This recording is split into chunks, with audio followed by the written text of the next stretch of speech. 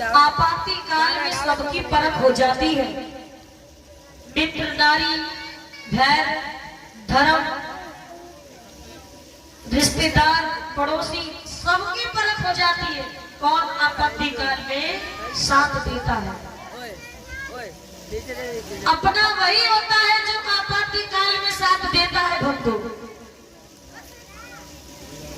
रावण कहता है तुम सोने का मृग बन जाना, जाकर के और सुंदर मृग बन करके कुटी के चारों तरफ आपको घूमना है। और सुनो, जब तक घूमना है तब तक सीता जी की दृष्टि ना पड़ जाए तुम पर। क्यों, क्या हो गया? बात यह है कि राम लक्ष्मण ने मेरी बहन शूर्पणखा के नाक कान काट दिए और मैं उनसे बदला अवश्य लेकर के रहूंगा। मारीच ने कहा साक्षात परमात्मा, तीनों लोगों के स्वामी राम, उनसे युद्ध करने की बात करते हो, तुम्हारी विजय कदापि नहीं हो सकती। जाओ प्रभु के चरणों में अपने शीश को लगाओ, तुम्हारा जीवन धन्य हो जाएगा। आज मारीच समझा रहा है रावण को, क्या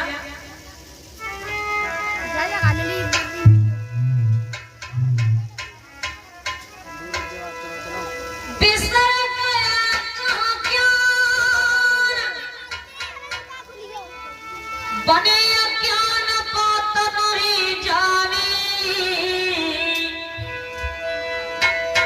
और त्रिलोकी है श्री राम रे और सीता जगत भवानी।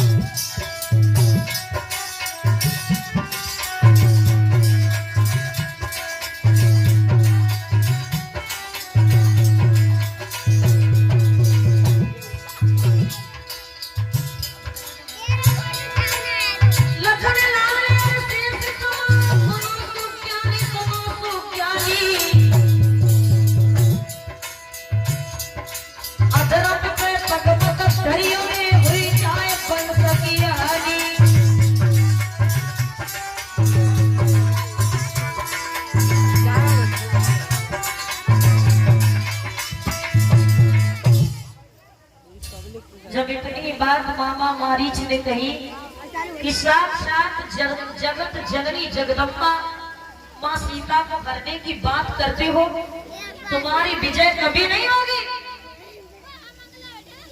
जाओ उनके चरणों में शीश नवा करके क्षमा याचना करो, सब ठीक हो जाएगा। इधर मामा मारीच हाथ जोड़ करके कहता है रावण दशकंदन से, लेकिन उस दुष्ट रावण की बुद्धि में कुछ नहीं, जो कुछ नहीं आता, वो अपनी जिद पे अड़ा हुआ है। रावण कहता है अगर तुम नहीं मानोगे, ज्यादा उपदेश देने की कोशिश करोगे, अगले ज्यादा मत जाओ तो तुम्हारा शीश हम धड़ से अलग कर देंगे।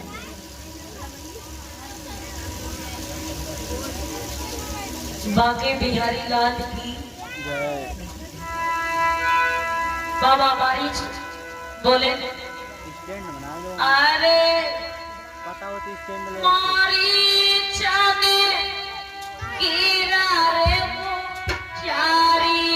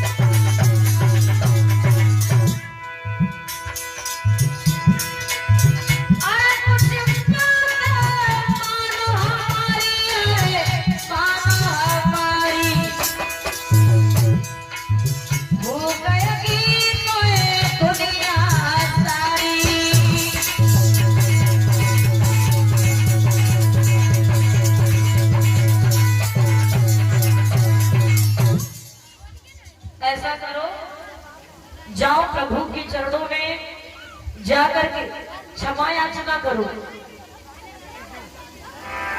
रावण दशकंदर जो था कहता है तुम ऐसे नहीं मानोगे, तलवार खींच करके बोला कि मैं तुम्हारा शीश धड़ से अलग करता हूँ।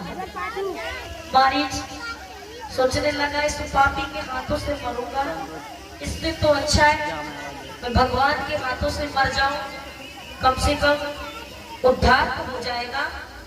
बच्चों बात ना करो बेटा, आगे बैठ के बोली गोविंद भगवान की। मारीच सुंदर सा हिरण बन करके पंचवटी के आसपास उछल कूद मचाने लगा। सीता जी की दृष्टि पड़ी, सीता जी ने कहा कितना सुंदर हिरण है, कितनी सुंदर सुंदर केरियां बनी हुई है, ऐसा हिरण मैंने कभी नहीं देखा स्वामी। ये हिरण ला करके तुम मुझे दे दे।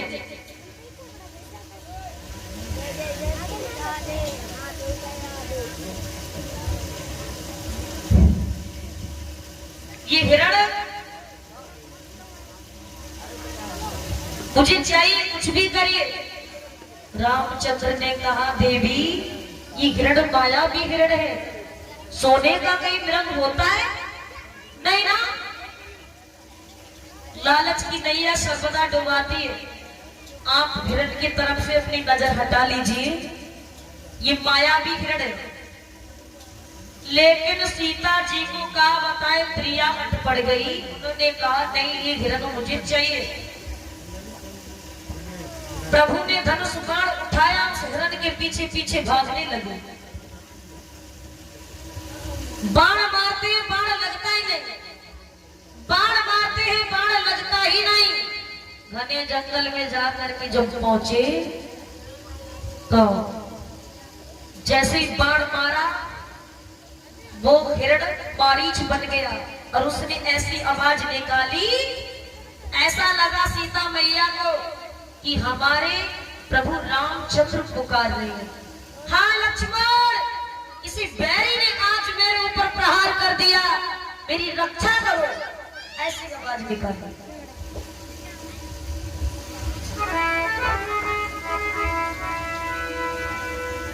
जब इतनी बात सुनी सीता जी ने कहा लक्ष्मण लगता है मेरे स्वामी संकट में है, जाओ देख करके आओ।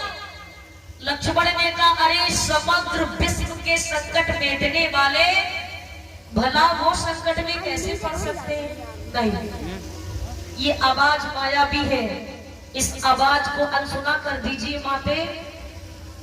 सीता जी को क्रोध आ गया, कहने लगी मुझे पता है तुम्हारे हृदय में छल है, कपट है, तुम अपने भाई से सच्चा प्रेम नहीं करते। ऐसे शब्द वेदी बाण मार दिए जो लक्ष्मण के हृदय में पार होते चले गए। लक्ष्मण ने अपने बाण के बल से कुटी के चारों तरफ रेखा को खींचा और कहा मैया इस रेखा के बाहर कदम मत रखना, इस रेखा के अंदर जो भी आएगा वो जल करके भस्म हो जाएगा। सीता ने कहा ठीक है, शीघ्रता से जाइए और मेरे स्वामी की खबर लेकर के आओ।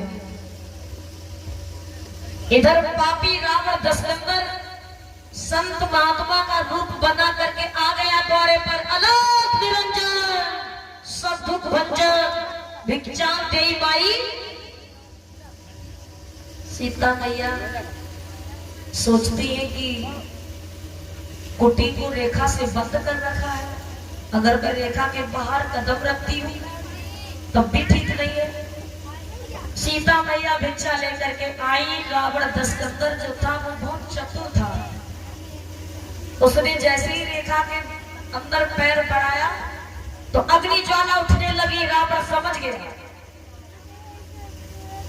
रावण ने कहा बेटी नहीं देना तो मना कर दो भिक्षा, और देना है तो रेखा के बाहर आकर के दे दीजिए। सीता मैया ने ग्रस्त धर्म की मर्यादा को याद किया। सोचने लगी अगर द्वारे से संत विमुख लौटता है तो धर्म चला जाता है, और अगर बंधी हुई भिक्षा को ये संत ग्रहण नहीं करेंगे। सीता मैया भिक्षा को लेकर के रेखा के बाहर आई, वैसे ही गजब हो गया। पापी रावण ने क्या किया, झट झपटी पकड़ी पलाई रे, मन बदल गयो रे खलदारी।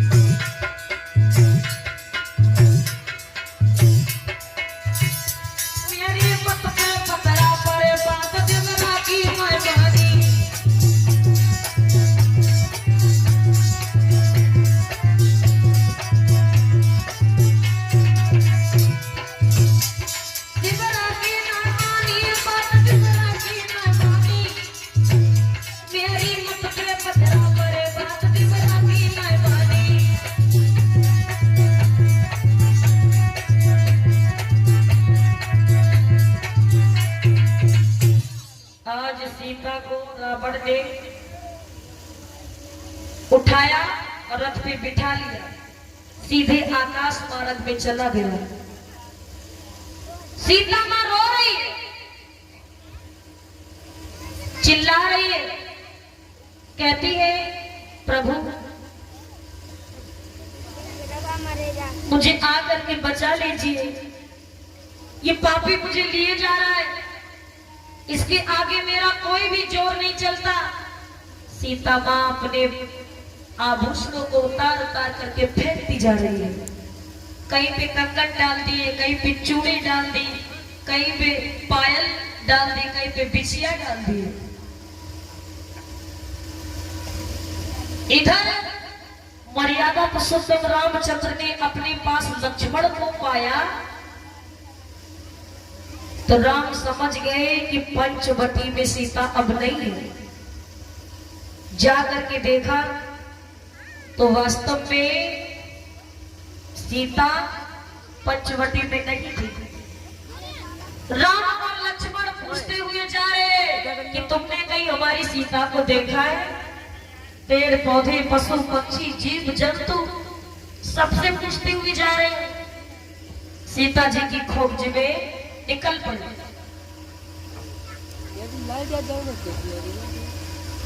इधर थोड़ा आगे बढ़ेंगे, लक्ष्मण को कंगन मिले, और आगे बढ़ेंगे पैरों की पायल मिली, कान का झुमका मिला।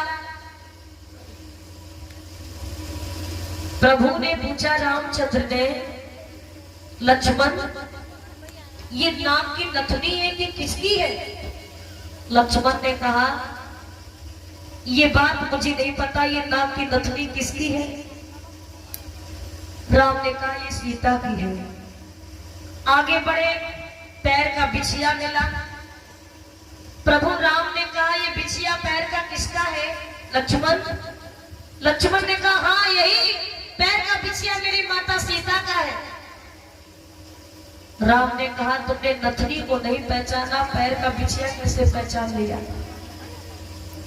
लक्ष्मण बोले हे प्रभु मेरी नजर जो थी वो सर्वदा मां सीता के चरणों में रहती थी, इसलिए मैंने पैर का बिछिया पहचान लिया। मैंने सीता